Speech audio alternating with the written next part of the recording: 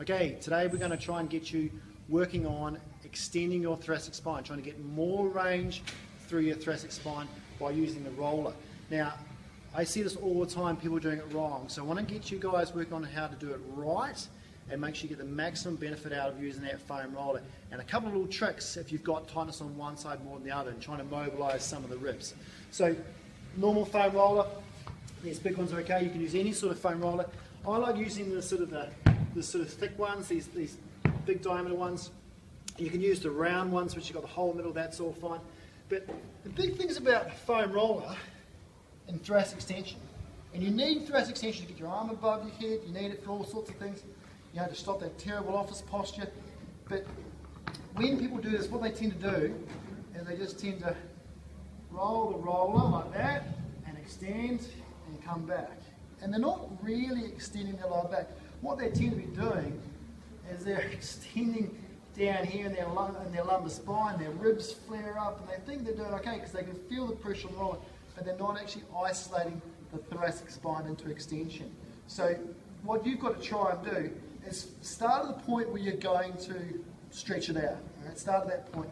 And from there, okay, then you've almost got to do like a reverse ab crunch. You've got to hold this on.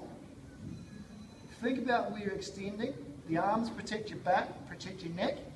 And I want you to slowly tilt back. This roller can't move. Okay, so you can't roll the roller. You've got to extend over the roller. And you're going to go back until you feel like you're about to flare up your ribs here, as though they're about to pop up.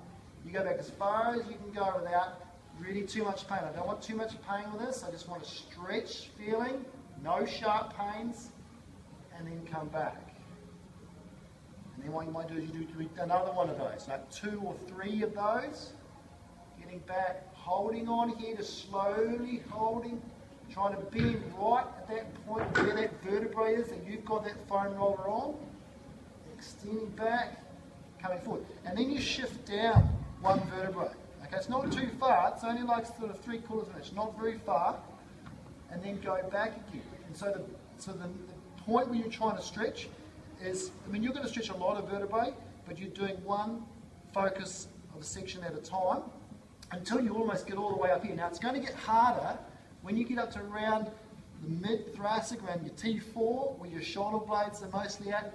You'll find you get a bit blocked inside. I can't get back there. And that's where you're going to have to spend a little bit more time, unless it's sore though, is you hold on here and then go back, and you've really got to think about going back. And don't be afraid to sort of look back and head back a bit, because you're holding your head, it's not going to extend too much.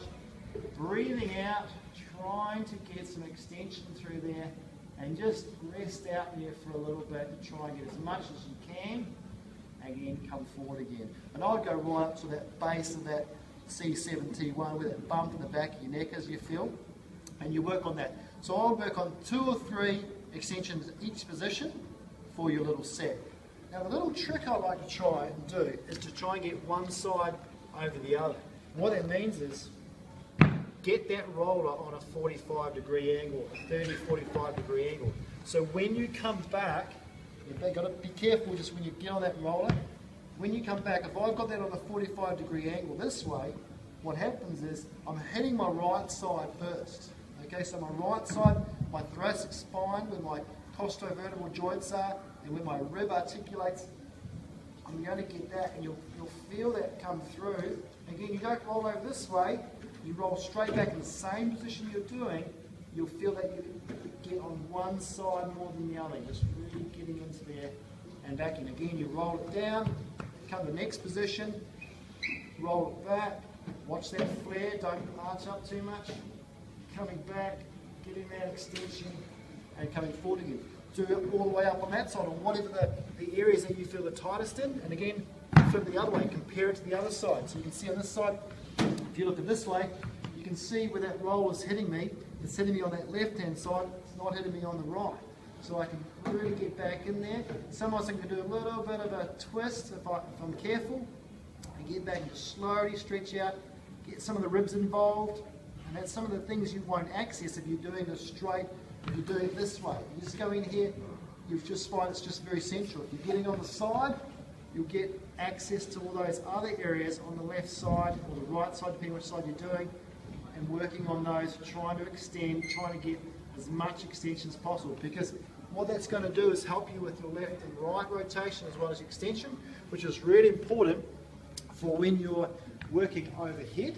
Okay, so when you're up into here, when you're pressing up in here, if you don't have enough thoracic extension this way, all right, if you can't get in there, you're going to start suffering the shoulder. So start working on your foam roller, and we'll see how you go with that.